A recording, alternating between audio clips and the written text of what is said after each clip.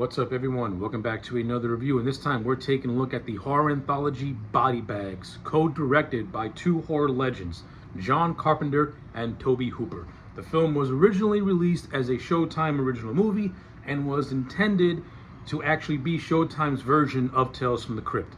So, with all that being said, let's talk about it. So, Body Bags is a movie that I have never seen before, but always had a morbid curiosity about it. And after finally watching it, I can say that I didn't think this movie was half bad. I thought this was a wickedly entertaining horror anthology movie that was done by two of the goats of the horror genre in Carpenter and Tobe Hooper. More or less, I like I like the fact that John Carpenter more or less plays the host of the movie, acting as like this undead wacky coroner who introduces all these tales through the use of body bags. And he considers the people in body bags to be the most gruesome stories. And yeah, I think John Carpenter in these wraparound segments as the coroner is actually really entertaining. Like, he brings a lot of on-screen charisma.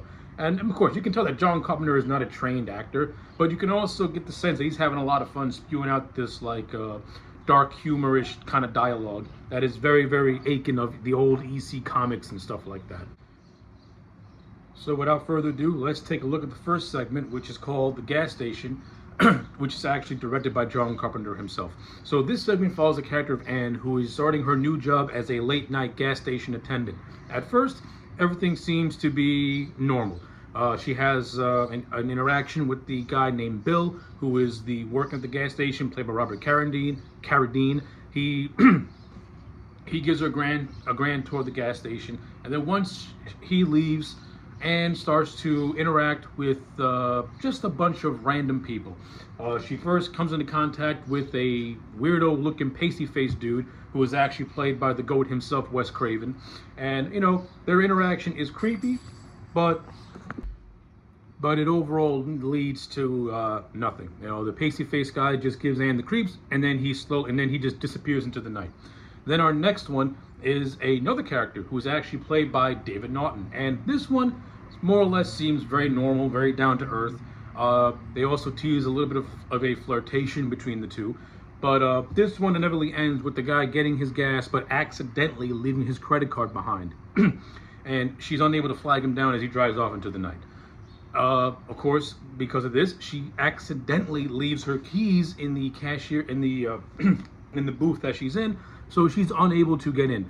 And this is where she comes into contact with a homeless man played by Buck Flowers, who needs to use the restroom, and he instantly gives Anne the creeps. And when you actually watch Buck Flowers in a lot of these movies, when he plays like a homeless hobo, like, he can do for comedic effect in Back to the Future, and then he can do for creepy effect like in a movie like this or in Children of the Damned. Like, Buck Flowers is really good at playing the homeless man very, very well. But evidently, she has to go into the mechanic shop portion of the gas station to get the spare key, in which Buck Flowers goes into the restroom and disappears as well. And then we get another regular appearance by the great Peter Jason, who is playing like this party animal dude who is getting ready to have a party.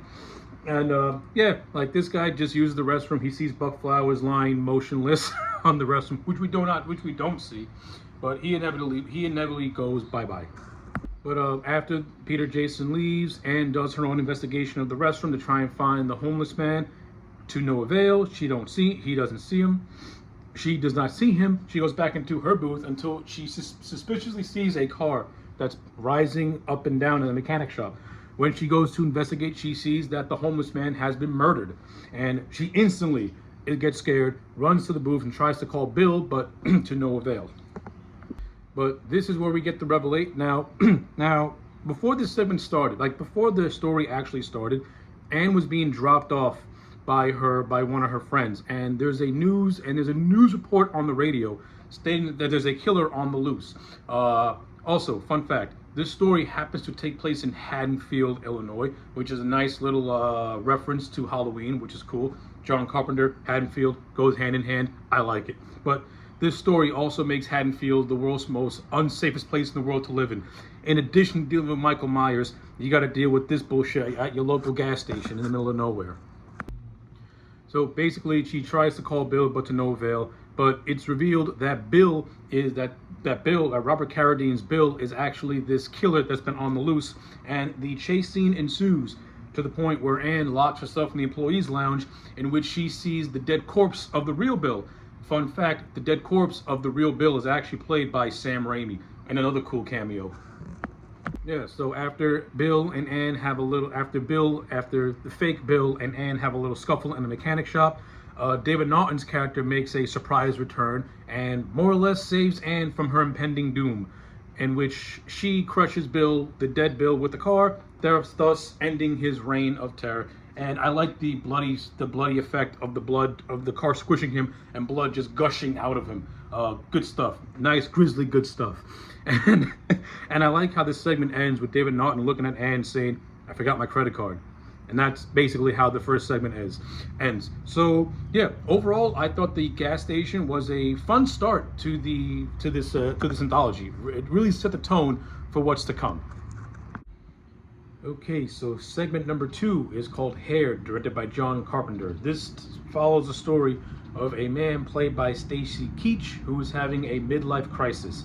He is balding, and he's become obsessed with wanting to get hair, and lots and lots of hair. It's to the point where he sees this miracle doctor played by David Warner on the TV screen, who has a solution to making all your hair dreams come true. So after Stacy Keach's character sees a bunch of people with beautiful flowing hair, he finally summons up the courage to see this doctor, and the next day he wakes up looking like a fucking glam rock, looking like a frontman of a glam band. And at first all is well, but then he slowly starts to get sick, and the answers to his hair problem start to become much more grim. So yeah, that is the overall premise of the second segment of Body Bags. So I'm just gonna say this. I don't think that Hair is as good as the gas station. I think the gas station is a much better segment when compared to Hair. But I will say this: Hair does have the best cast. You got Stacy Keach, who plays the character of Richard, who is this man going through a midlife crisis and is clearly balding to the point where it's having an effect on his relationship. And you have David Warner, who plays this mysterious doctor who more or less has the answer to Richard's solutions. The fact that this has two, let's just say, veteran actors, in Stacy Keach and David Warner, instantly gives it credibility. And I'm not gonna lie, the handful of scenes that Keach and Warner have, I like it. These guys had me glued to the TV screen to the point where I thought I was watching a totally different movie. Yeah, you got two first-class actors, and they know exactly what they're doing, and they know exactly how to make more or less a segment that's not that interesting work. And for the most part, the segment does work. I just don't care for the ending, which I thought was kind of lame. I do like Stacy Keach's performance as Richard. I like how he does not play Richard as an evil person. He plays Richard as a guy who is just obsessed with his appearance, someone who's very vain. And he's not evil. He's someone who just can't accept the fact that he's losing his edge, that he's losing his youth, so to speak. So when he finally gets this full head of hair, it's like he signed a new lease on life. And I thought Stacy Keach played the whole thing fairly well. He did a good job at making Richard likable and not hateable, and making him relatable. So that's good. David Warner does a good job at playing Dr. Locke as someone who is a little mysterious and maybe with an underlying eccentricity to him, but nothing that ever really goes over the top and mustache twirling. And you also have the nurse played by Debbie Harry, and Debbie Harry is an absolute babe. Go Blondie. But yeah, the segment really just plays out. Once Richard gets his full head of hair, everything seems all good to go and stuff like that. But then he slowly starts to get sick, and the hair is starting to grow, and it's kept a mystery as to what exactly is going on, to the point where Richard wakes up the next day and his entire face is full of open spores and looking all mangled, and he's got hair growing out of every single part of his orifice. And it's revealed that the hair on his head are actually like these little serpents, like these little serpent type things. And when he goes to Locke to get answers, Locke reveals that he and the nurse are aliens from another world who prey on human beings' vanity and they do so by attaching this alien hair to their bodies, to their bodies. Yeah, I didn't really care for the whole alien invasion twist. I would have kept it much more ambiguous as to what the hair really was. If you really want my opinion, I would have had this act like an episode from The Simpsons where Homer gets a toupee, and it's actually the toupee of Snake, and it makes Homer into a killer. Like, I would have did something similar to that instead of aliens wanting to come down to Earth and prey on humans. I think that twist was kind of lame, to be honest with you. And that whole alien thing kind of recontextualizes the whole segment. And yeah, I didn't really care for it. Like, acting wise, it was superb. Stacy Keach and David Warner hold it together. Debbie Harry is creepily enjoyable too as the nurse, so I'll give it that. And the story until the end was very good and kept me intrigued. But once they did that alien twist, I kind of lost interest, and it became the weaker segment for me. But yeah, as a whole, Hair is not a bad segment, but it's definitely not as good as the gas station. So the third and final segment, known as The Eye, is directed by Tobe Hooper, and it follows Brent Matthews, an aging minor league baseball player who gets into a really bad accident in which one of his eyes is gouged out of his skull. After a surgery in which he gets an eye transplant, all seems to be going well. But as the segment progresses, Brent's personality starts to have some weird changes. He starts to get these weird visions, and it's revealed that that his new eye belonged to that of a serial killer. And this serial killer's spirit is now consuming Brent Matthews himself. So yeah, that is the overall premise of the segment. Let's briefly go over it.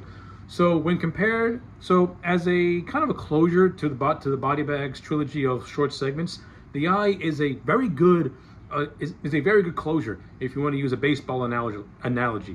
I thought this segment was actually really, really well done. It's a very good possession story, and it has a decent cast to it. You got Mark Hamill, you got cameos by Roger Corman and Charles Napier. And you also round out the cast with Twiggy, who plays Kathy, the wife of Brent Matthews. So this segment has a good little cast to it, and it has a very solid story. Where I thought Hair had a very good first and second act, but filtered off, but kind of pettered away in the third. From start to finish, I think Eye makes up for a second week segment. This was really good. I put this on par with the gas station as as the two best segments out of this entire movie. I think Mark Hamill's performance as Brent Matthews is very, very well done. He makes Brent Matthews very likable and not an evil bastard. Like you see that he's a loving husband, and that he's waiting for that one last shot to hit the major league and make something of himself. So you're kind of rooting for Brent to kind of get that last run before he calls it a career. But once all that gets dashed in that accident and he gets the eye transplant and his personality starts to change, you along with Brent are trying to figure out why this is happening, like why you are having these weird visions and these horrific nightmares of killing women and doing some really, really just disturbing things to them. I thought Mark Hamill encapsulated all those different emotions fairly decently. Say what you want about Mark Hamill as a human being, especially in the modern day where he can be questionable.